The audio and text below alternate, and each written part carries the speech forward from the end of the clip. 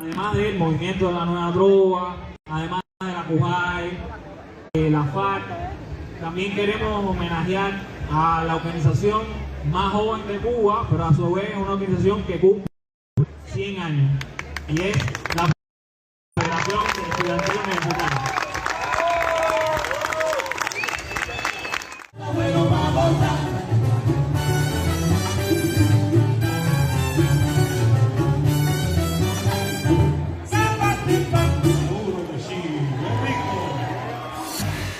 Este viernes volvimos por última vez este año a la Casa de la Amistad. La Peña de la Pupila Afilada sigue siendo un éxito, un lugar de reunión de gente buena y alegre, comprometida con Cuba y la revolución sin anquilosamiento.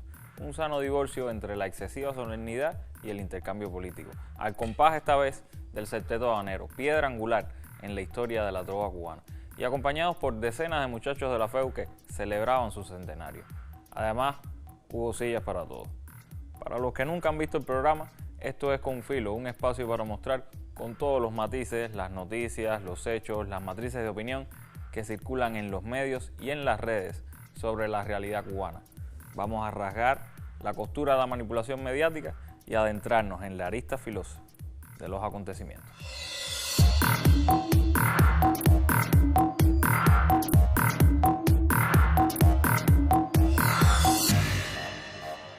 La noticia más divulgada sobre Cuba en estos últimos días ha sido sobre un cable, uno de esos cables de fibra óptica que suelen rodear a la isla, pero casi nunca tocarla. Uno de esos cables que cierta empresa estadounidense había decidido se conectara con Cuba. Pero al Departamento de Justicia de Estados Unidos no le hizo mucha gracia eso y recomendó a la Comisión Federal de Comunicaciones que negara el permiso para su instalación. La excusa: resulta que Cuba es una amenaza de contrainteligencia, que podíamos hackear de alguna manera el cable y acceder a datos sensibles.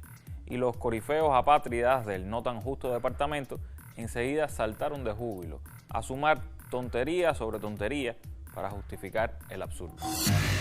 Y se está utilizando una palabra que es importante: peligro de seguridad nacional. Y es bueno porque parece que por algún tiempo a mí me pareció que esto se había obviado y que ya las personas no pensaban que Cuba era un peligro de seguridad nacional para los Estados Unidos.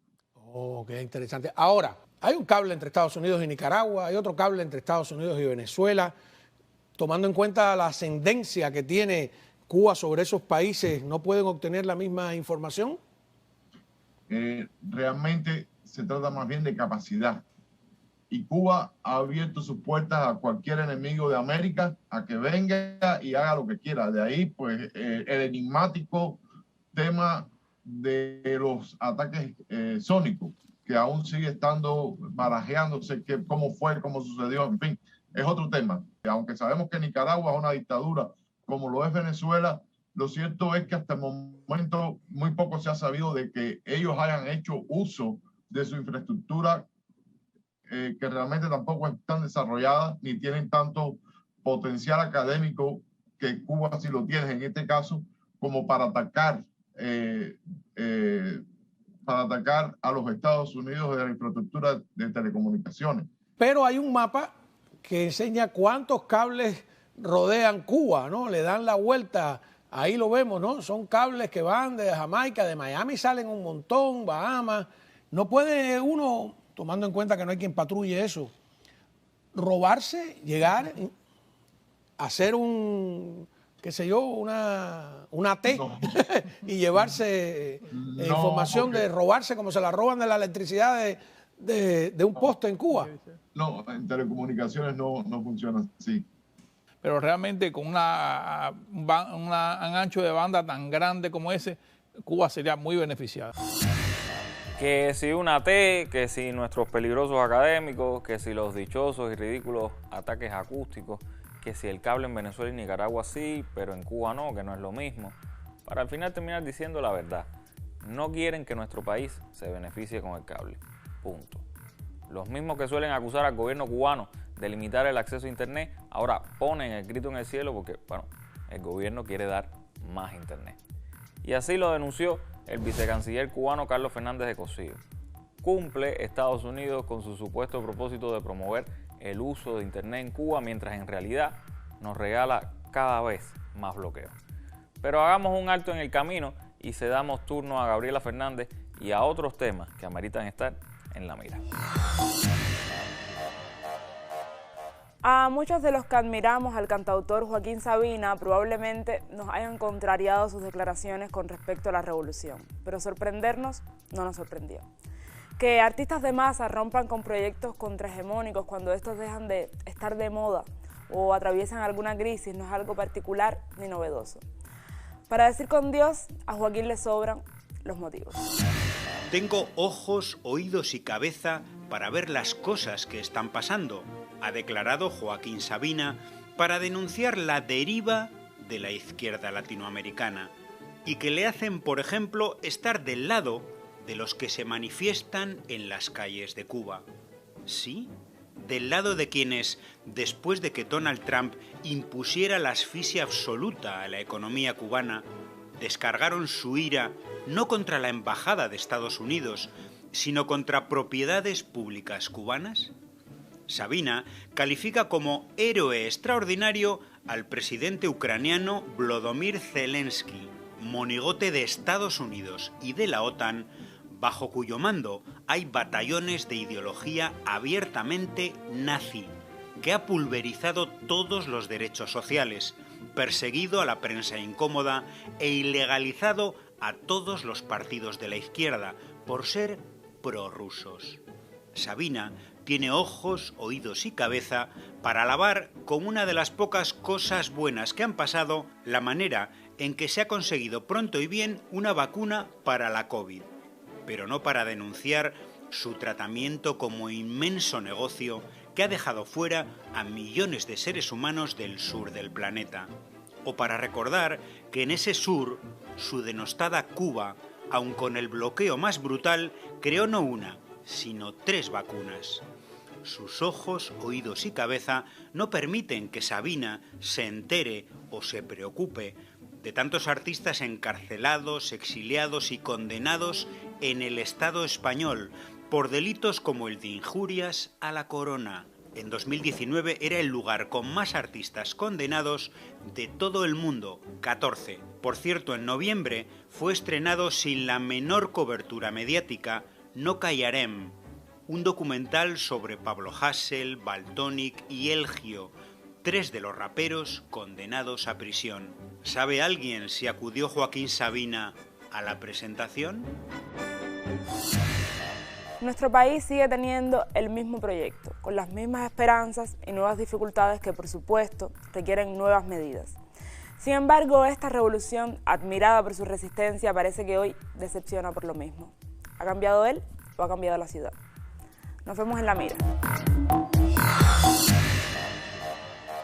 Los Freedom Fighters a sueldo del norte suelen rasgarse las vestiduras ante cualquier violación de derechos humanos, siempre que sucedan en países enemigos. Negocios son negocios. Dentro de esos derechos, muy cacareado ha sido el derecho a Internet. Y no obstante, a contrapelo de Oscar de León, no nos dan cable. Pero seguro ya están cansados de escucharme a mí. Que sea la periodista y doctora en Ciencias de la Comunicación Rosa Miriam Elizalde, experta en estos temas, quien nos hable sobre estas paradojas en un video que accedió a enviarnos en exclusiva para Confilo. ¿Cuál es la noticia? Bueno, el Departamento de Defensa ha recomendado impedir que Cuba se conecte con la red Arcos.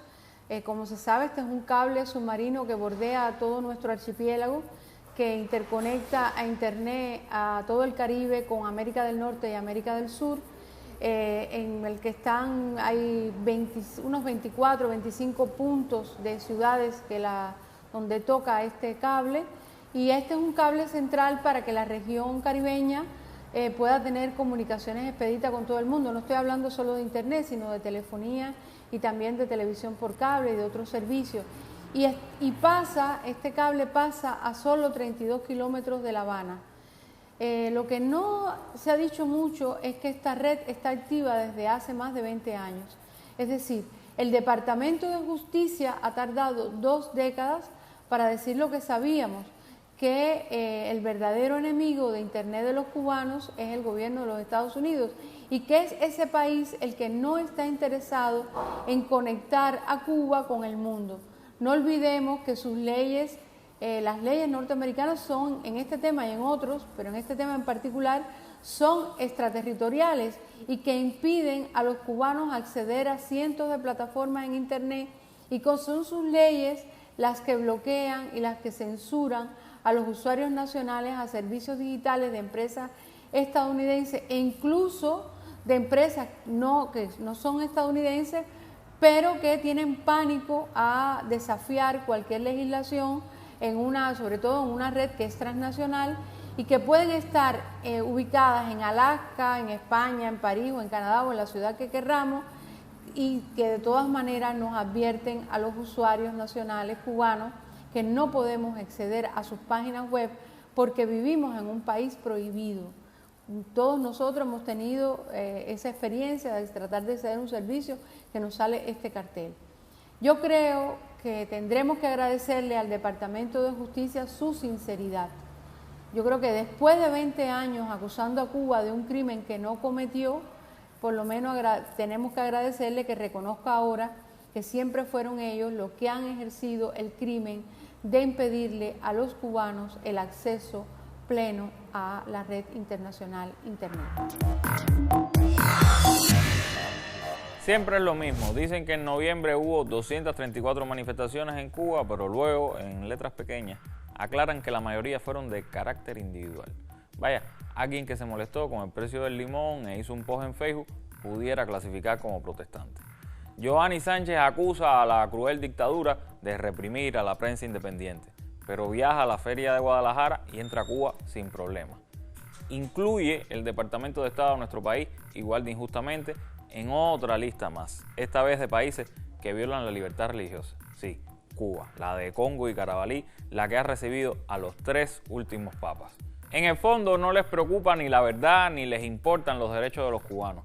Hacen negocio o hacen política a costa del sufrimiento del pueblo, al que asfixian económicamente, y usan a un Estado sitiado como diana de tergiversaciones y manipulaciones, para mostrarlo como lo que no es, para tratar de ponerle el cartel de dictadura a un gobierno sin desaparecidos ni torturados. Dicen una cosa y luego hacen otra, toman una verdad media y la distorsionan por completo. Todo vale. Quizás por eso les preocupa que tengamos mejor internet. Y si no pueden controlar entonces la imagen Cuba, ¿cuál es el verdadero riesgo de una Cuba más y mejor conectada? Síganos en nuestras redes sociales que mantenemos con cable o sin cable. Dejen su like en Facebook, su comentario, suscríbanse a YouTube y a Telegram, lo usual. Leemos todo lo que podemos y siempre tratamos de mantenernos al día con sus opiniones. Recuerden que regresamos el jueves justo antes de la novela. Hasta entonces, manténganse con filo.